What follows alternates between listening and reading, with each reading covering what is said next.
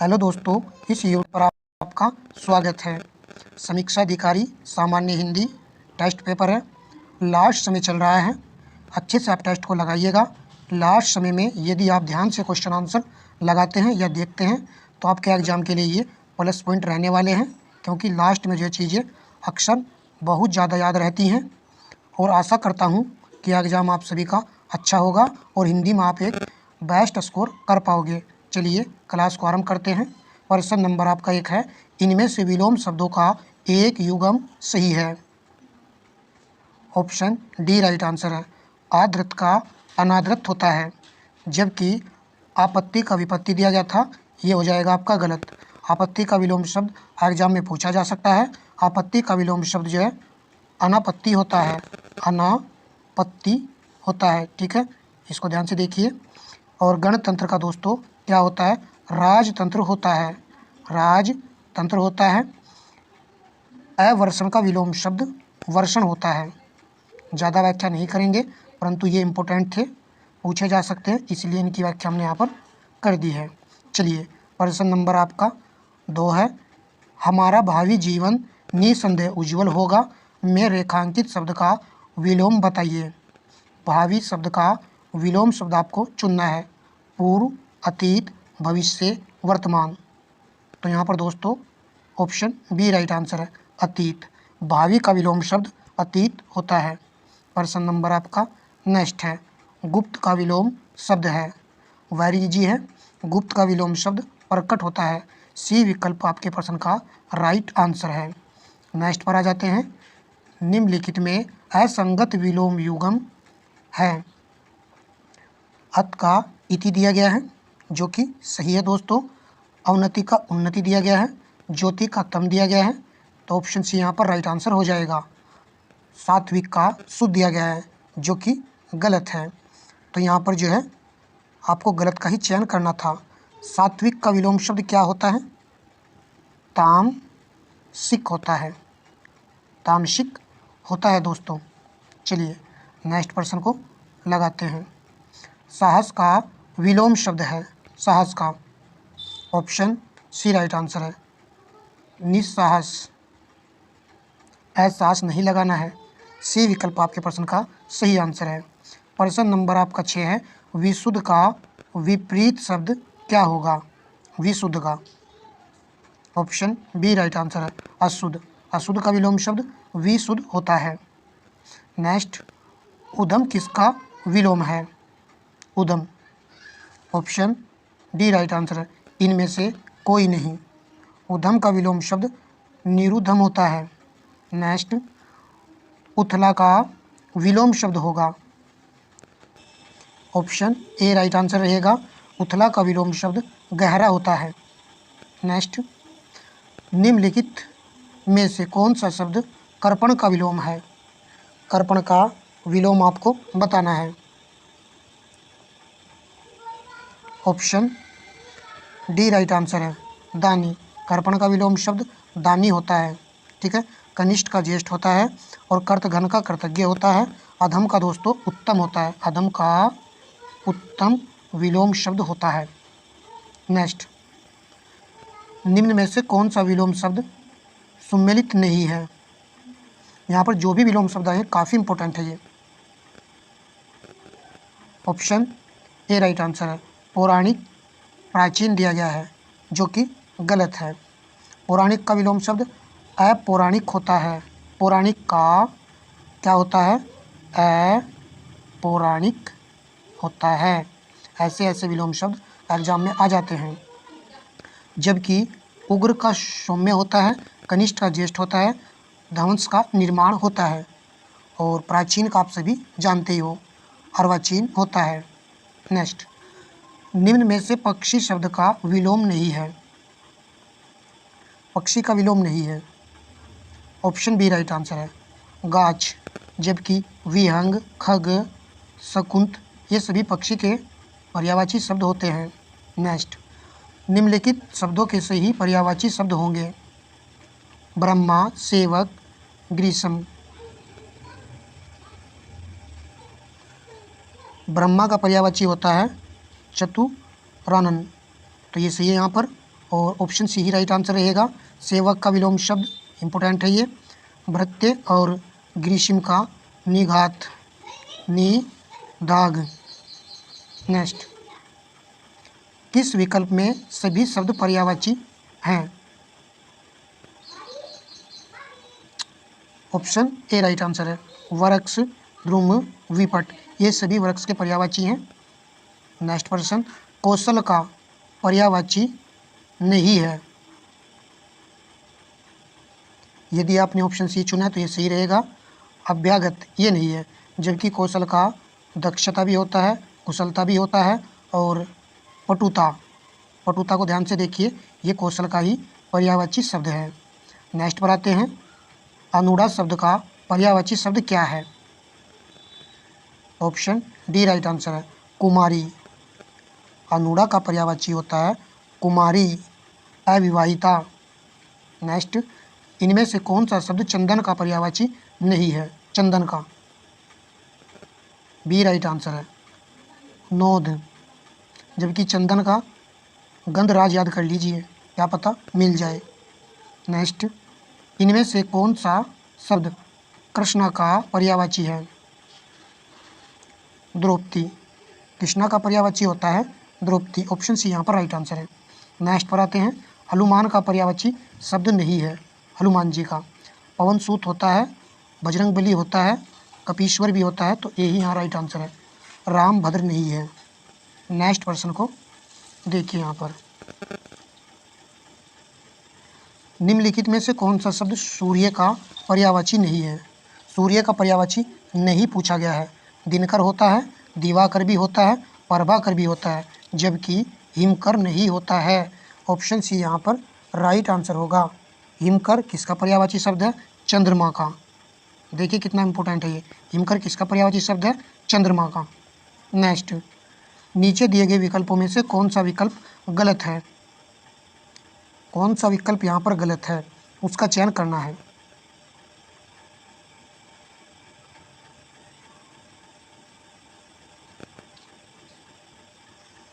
Option A right answer है। बादल का मेघ तो सही है, परंतु वायु और समीर यहाँ पर गलत होगा। जबकि अन्य को देखिए, युद्ध का रण होता है, संग्राम होता है, समर जो है पर्यायवाची होता है। सहचर का संगी, साथी, दोस्त। मछली का मत्स्य, मीन, मकर, मकर को याद कर लेना है, ये भी मत्स्य का ही पर्यायवाची शब्द है। नेक्स्ट, इनमें से कौन सा तद्भव शब्द है? एक यहाँ पर तद्भव शब्द है, उसी का चयन करना है। यदि आपने ऑप्शन बी चुना है तो ये सही रहेगा, आँख।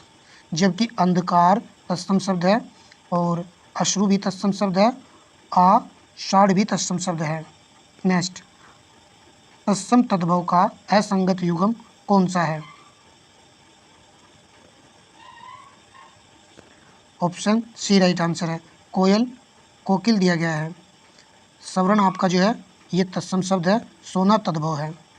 जीवा तत्सम शब्द है, और ये जीव जो लिखा गया है ये आपका तद्भव है।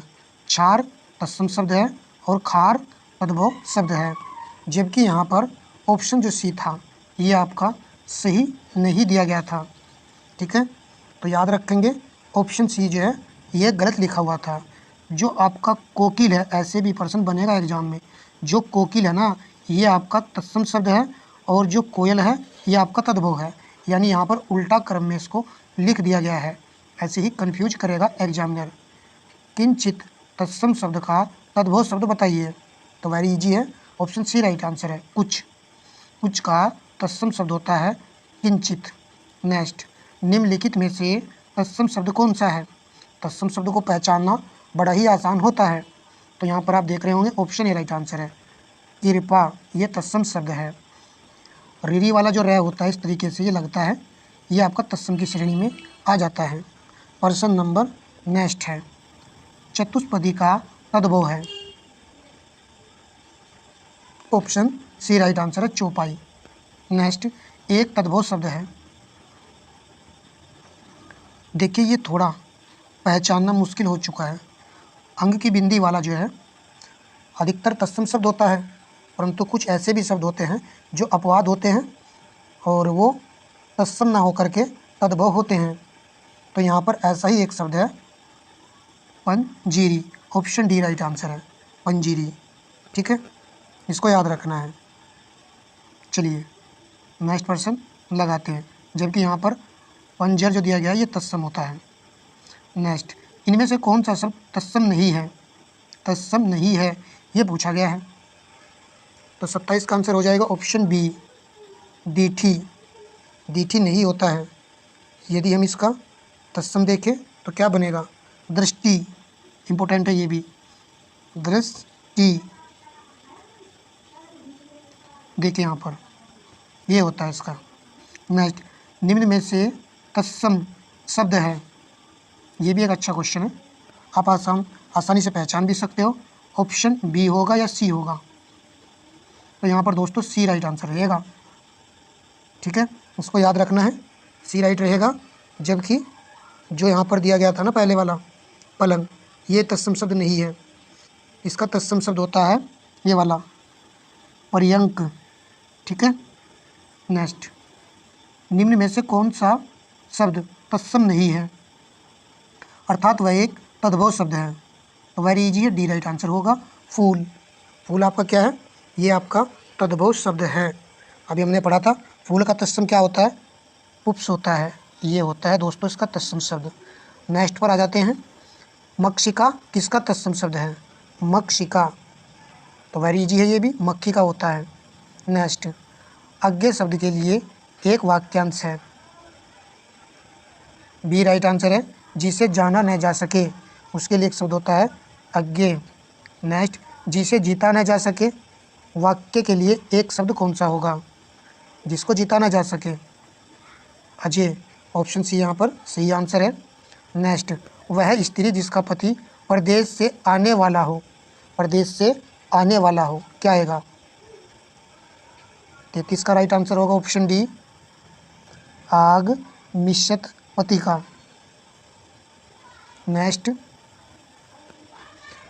विशिष्ट अवसर पर विशिष्ट लोगों के समक्ष दिया गया विविधतापूर्ण भाषण, इसके लिए एक शब्द चुनना है। डी राइट आंसर है, अनुभाषण। परंपरा से चली आ रही बात के लिए प्रयुक्त होने वाला शब्द है। परंपरा से चली आ रही बात के लिए कह रहा है। 35 का आंसर होगा ऑप्शन डी, अनुश्रुति।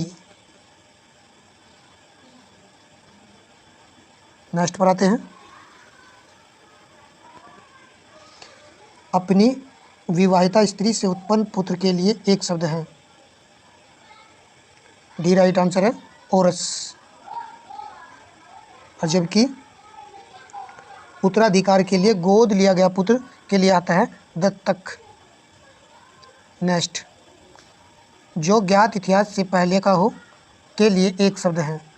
जो ज्ञात इतिहास से पहले का हो, इसके लिए एक शब्द आएगा प्रागैतिहासिक। प्रागैतिहासिक याद रखना है, आप सभी वाली बात ही इस पॉइंट को जानते भी हो। नेक्स्ट, मदिरा पीने का प्याला के लिए एक शब्द है। ध्यान से लगाइएगा, आंसर होगा इसका ऑप्शन डी, चषक। ठीक है, बी वाला नहीं लगाना है, इसमें सशट कोण वाला आएगा। नेक्स्ट, अनुचित बातों के लिए आग्रह, इस वाक्यांश के लिए सही शब्द कौन सा है?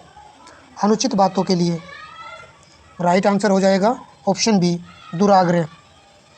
नेक्स्ट, जिस स्त्री से विवाह किया जाए उसे कहते हैं,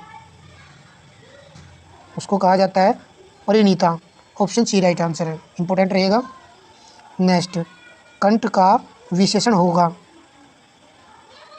डी राइट आंसर है, कंठे। यहाँ पर ठय में दोस्तों हलंत भी लगा हुआ है, ध्यान से इसको लगाना है। नेक्स्ट, निम्नलिखित शब्दों में से कौन सा शब्द विशेषण है? विशेषण का चयन करना है और गलत तो करना ही नहीं है। राइट आंसर होगा ऑप्शन डी, अनुशासित। ये विशेषण है, अनुशासन से बना है अनुशासित, तो ये क्या आपका विशेषण है। बसंत के मौसम में पीले फूल खिलते हैं, प्रस्तुत वाक्य में विशेषण कौन सा है? आंसर हो जाएगा पीले। ऑप्शन डी राइट आंसर है। नेक्स्ट, संस्कृति का विशेषण कौन सा होगा? अच्छा है ये भी क्वेश्चन, लगाइए आंसर। यदि आपने बी चुना है तो सही है, सांस्कृतिक हो जाएगा, सांस्कृतिक हो जाएगा। नेक्स्ट, यह चांदी खोटी सी दिखाई है, यह चांदी खोटी सी दिखती है, इस वाक्य में खोटी सी विशेषण का प्रकार है। तो ऑप्शन ए राइट आंसर है, गुणवाचक। खोटी सी क्या है? ये गुणवाचक विशेषण है। ठीक है, गुणवाचक में जैसे बड़ा सा, पीला सा, छोटी सी, खोटी सी, ये सब यदि लगे मिल जाए तो यहाँ पर खोटी सी लगा हुआ मिला है तो ये आपका गुणवाचक विशेषण बन जाएगा।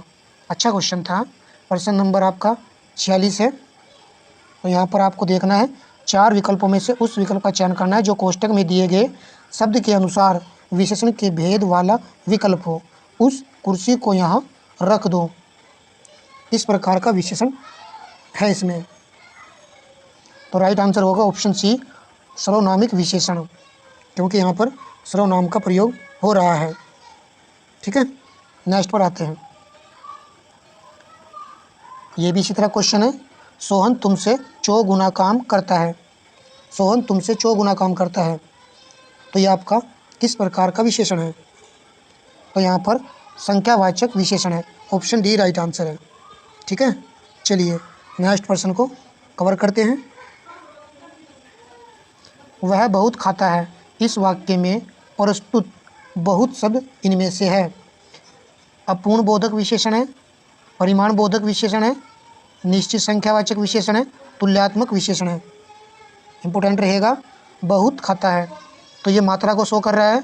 ऑप्शन बी यहाँ पर राइट आंसर रहेगा, परिमाण बोधक विशेषण है।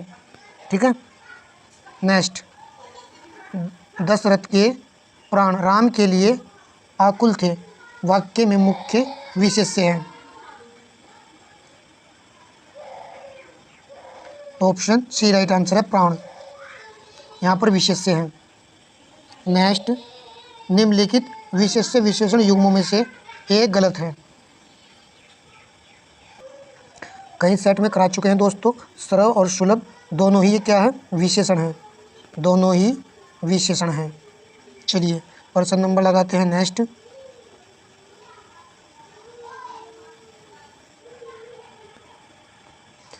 निम्नलिखित में शुद्ध शब्द है, शुद्ध शब्द का चयन करना है। ऑप्शन सी राइट आंसर है, लब्ध प्रतिष्ठ, ये आपका शुद्ध शब्द है। ऐसे ऐसे शब्दों को ध्यान से देखना होता है। चलिए, वाक्य एवं वर्तनी शुद्धि है।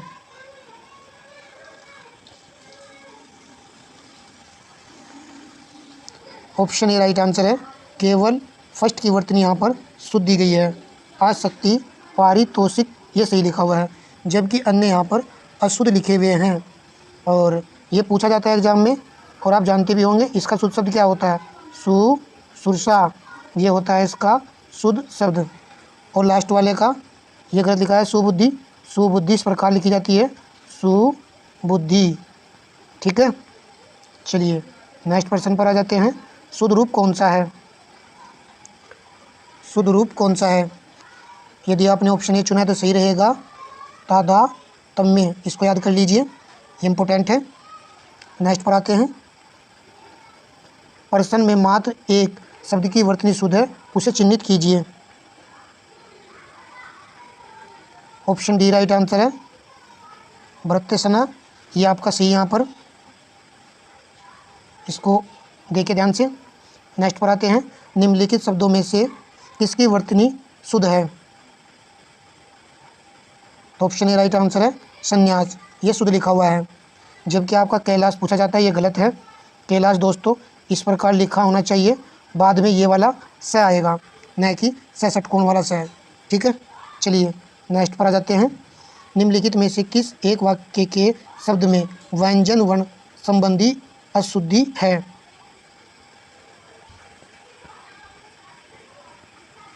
तो ऑप्शन बी राइट आंसर है, उससे धोखा देकर लूट लिया, ये यहाँ पर सही नहीं है। इसको ऐसे लिखा होना चाहिए था, उसने धोखा देकर लूट लिया। तो यहाँ पर व्यंजन वर्ण संबंधी अशुद्धि थी। अन्य सभी यहाँ पर सही लिखे हुए हैं, आप इनको पढ़ सकते हो। नेक्स्ट पर आते हैं। निम्नलिखित वाक्यों में एक अशुद्ध है। उसने अपने प्राण की बाजी लगा दी, सही लिखा हुआ है। राम सीता और लक्ष्मण वन को गए, इंपॉर्टेंट है ये भी, कई बार पूछा गया है, सही है। उसकी आंखों से आंसू निकल पड़े, इस पर विचार कीजिए। आपकी महत्ता से सभी लोग परिचित हैं, ऑप्शन सी ही यहाँ पर अशुद्ध है। उसकी आंखों से आंसू निकल पड़े, तो आंखों के स्थान पर केवल आंख आएगा। उसकी आंख से आंसू निकल पड़े, ठीक है। नेक्स्ट, दिए गए वाक्यों में त्रुटिहीन वाक्य कौन सा है? शरीर से ताकत होनी चाहिए, ये सही नहीं है। शरीर के अंदर ताकत होनी चाहिए, गलत है। शरीर में ताकत होनी चाहिए, ये त्रुटिहीन है, यानी कि सही है ये। और शरीर पर ताकत होनी चाहिए, ये भी गलत है। सी यहाँ पर राइट आंसर था। प्रश्न नंबर आपका 59 है। निम्नलिखित में से कौन सा वाक्य अशुद्ध है? अशुद्ध वाक्य का चयन कर लीजिए। पढ़ने में आलस्य ठीक नहीं है, यह आप पर निर्भर है। आज बजट पर बहस होगी। राम ने सांप देखा और भाग गया। राम ने सांप देखा और भाग गया, ये अशुद्ध है। राम सांप देखकर, राम सांप देखकर भाग गया, ठीक है, ये होगा यहाँ पर सही। वीडियो का लास्ट अंतिम प्रश्न है। कुछ विद्यार्थी वीडियो को लाइक नहीं करते हैं, सभी दोस्तों से रिक्वेस्ट है कि अंतिम समय वीडियो को लाइक करो, शेयर करो, और आप सभी का एग्ज़ाम जो है अच्छा हो, ऐसी हम कामना करते हैं। आपने अभी मेरे साथ चलना है, वाक्य का शुद्ध रूप होगा बी राइट आंसर है। आपको अभी मेरे साथ चलना है, ये यहाँ पर वाक्य का शुद्ध रूप है। 60% कंप्लीट हो चुके हैं। कुछ ना कुछ आपको सीखने को इस सेट से अवश्य ही मिला होगा। तो ठीक है दोस्तों, धन्यवाद।